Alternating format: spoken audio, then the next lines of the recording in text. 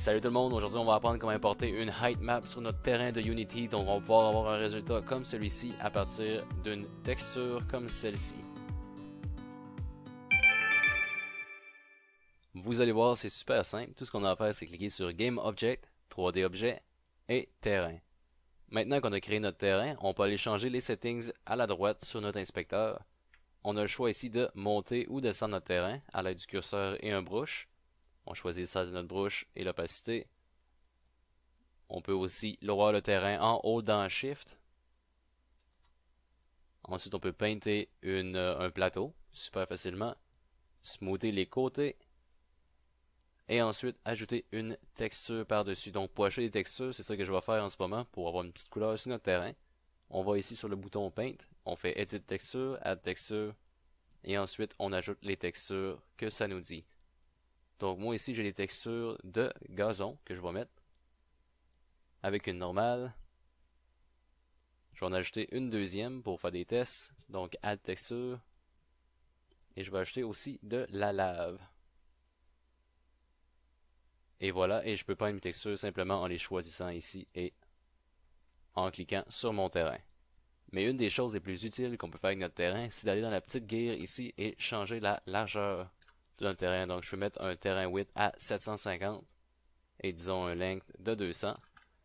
Mais pour cette vidéo-ci, je vais le laisser à 500 parce qu'on va importer une height map.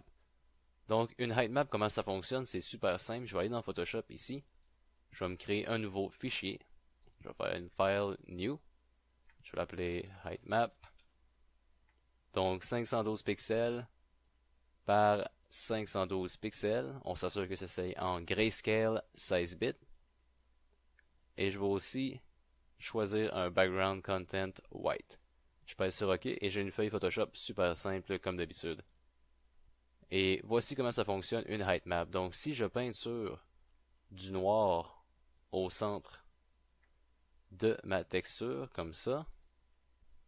Donc pour sauver ce file là, je vais aller dans File, Save As. On save en tant que Photoshop Raw File. Ensuite, vous savez ça n'importe où. Je vais overrider lui que j'avais déjà. Je fais OK. On s'assure que le byte order est en IBM PC. On pèse encore sur OK. Et voici que notre raw file est sauvé. Maintenant, pour l'importer dans Unity, on clique sur notre terrain, on s'en va dans le gear, et on vient ici sur Import raw. On importe le raw. On s'assure que ce soit toutes les mêmes settings qu'on avait dans Photoshop. Donc oui, on avait un fichier 16 bits, 512 par 512. Byte order, c'était en IBM PC, donc Windows. On pèse sur Import. Et comme vous pouvez voir, c'est une représentation exacte de notre fichier Photoshop. Donc maintenant, on peut s'amuser dans Photoshop pour se créer un terrain. C'est exactement ça que je vais aller faire. Je vais aller enlever ici toutes les couleurs dans mon background. En fait, je vais enlever mon background au complet. Et je vais venir me créer une page noire complètement. Donc mon terrain va être au plus bas partout. Et ensuite, en jouant avec les gradients un petit peu, je vais aller me faire une rampe de ce style-là. La couper, disons, au centre, juste pour faire des tests.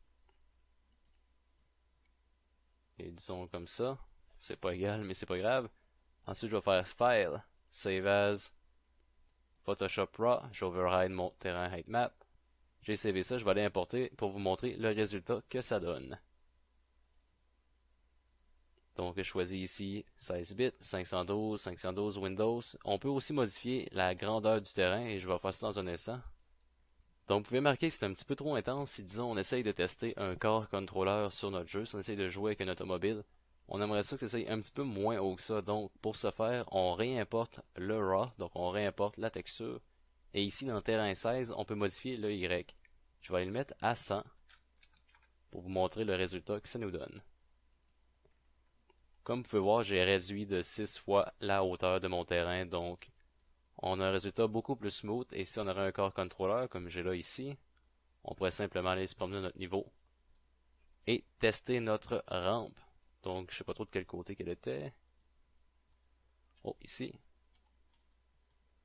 Et là, on pourrait s'amuser avec ça pendant des heures de temps.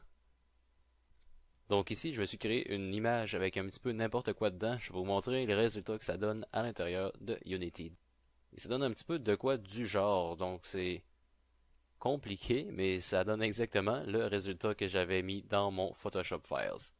Et aussi, n'oubliez pas que vous pouvez smoother le résultat qui sort de votre height-map. Donc ici, je viens chercher le Smooth Tool et je vais venir fixer ça ici. C'est un petit peu trop pointu à mon goût.